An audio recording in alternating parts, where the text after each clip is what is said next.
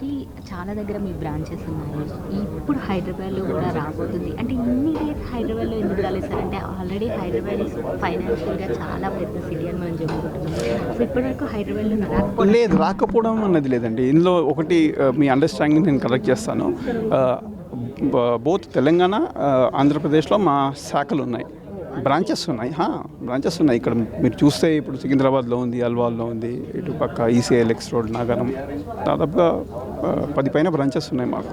అలాగే ఆంధ్రలో కూడాను మాకు బ్రాంచెస్ ఉన్నాయి. ఎందుకంటే గోల్డ్ లోన్ మార్కెట్కి సంబంధించింది Andhra, Telangana important markets, and ఐసీఎల్కి కూడాను ఇది ఒక మంచి మార్కెట్. సో ఆ విధంగా చూస్తే మా బిజినెస్ దినదినాభివృద్ధి చెందుతుంది. ఇక్కడ ఇటు ఈ 2 తెలుగు రాష్ట్రాల్లోనూ కూడాను అభివృద్ధి చెందుతుంది. సో ఫోకస్ ఉంది. బట్ ఇన్వెస్ట్మెంట్స్ పరంగా మేము ఈ మధ్యనే కొంచెం ఎక్కువ అగ్రెసివ్గా స్టార్ట్ చేసాం. ఇక్కడి నుంచి కూడా మొబైలైజ్ చేద్దామని. ఎందుకంటే ప్రజల్లోకి వెళ్తేనే మీలాంటి మీడియా వాళ్ళతో ఇంటరాక్ట్ చేస్తే కూడాను ఒక విధంగా ఏంటంటే ప్రజల్లోకి వెళ్ళినట్టు ఉంటుంది, ప్రజలకు కూడా తెలుస్తుంది మా ప్రణాళికలు ఎట్లా ఉంటాయి, మేము ఏమేం చేస్తాము అన్నది. ఎందుకంటే గోల్డ్ లోన్కి సంబంధించి మా బిజినెస్ ఆల్రెడీ ఇక్కడ ఉంది.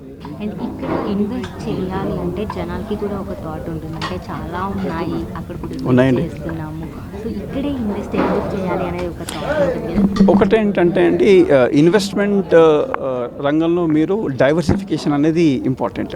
ఇన్వెస్ట్మెంట్ అంతా ఒకటి చోట చేసే బదులు అక్కడ కొంచెం ఇక్కడ కొంచెం చేస్తే అది కూడా మంచిదే. ఇక్కడ ఇన్వెస్ట్ చేస్తే వాళ్ళకి రిటర్న్స్ అనేది ఎలా ఉంటాయి? రిటర్న్స్ అనేది అదే అండి. ఇది బేసికల్గా మీరు ఈ ఇన్వెస్ట్మెంట్ ఎసెట్ క్లాస్ చూస్తే ఇది బాండ్ మార్కెట్ నుంచి మొబిలైజ్ చేస్తున్నది. ఫిక్స్డ్ రిటర్న్స్ ఉంటాయి. లైక్ ఇంట్రెస్ట్ రేట్ డిపాజిట్లో ఎట్లా ఉంటుందో అట్లాగే ఇక్కడ కూపన్ రేట్ ఉంటుంది. సో అది 10.5% నుంచి తీసుకుని 12.62% దాకా, అంటే వివిధ డ్యూరేషన్స్లో మీకు ఒక ఫిక్స్డ్ రూపంలో ఇంట్రెస్ట్ రిటర్న్ దొరుకుతుంది. అయితే సార్ ఇలాగే మనం చూస్తున్నాం సైబర్ క్రైమ్స్ ఇవన్నీ కూడా ఎక్కువైపోతున్నాయి కదా. సో ఇలాంటి వాటిలో ఇన్వెస్ట్ చేయడానికి జనాలు కూడా చాలా భయపడుతున్నారు.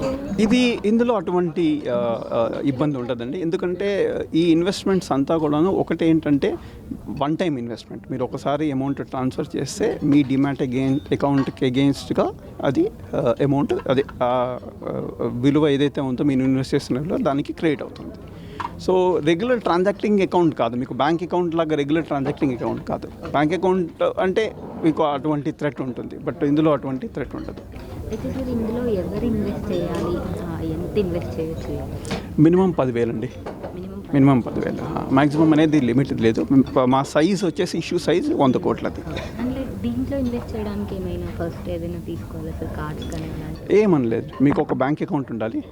బ్యాంక్ అకౌంట్ కంపల్సరీ, ఎందుకంటే బ్యాంక్ అకౌంట్ ద్వారానే ఈ లావాదేవీలు అవుతాయి. ఇంకొకటి డీమ్యాట్ అకౌంట్ అనేది ఉండాలి. మీకు మామూలుగా షేర్స్లో ట్రేడ్ చేసేది ఉంటే ఇంతకుముందు ఉంటే ఒక డీమ్యాట్ అకౌంట్లో మీరు క్రెడిట్ చేసుకోవచ్చు. Demat account compulsory. Thank you.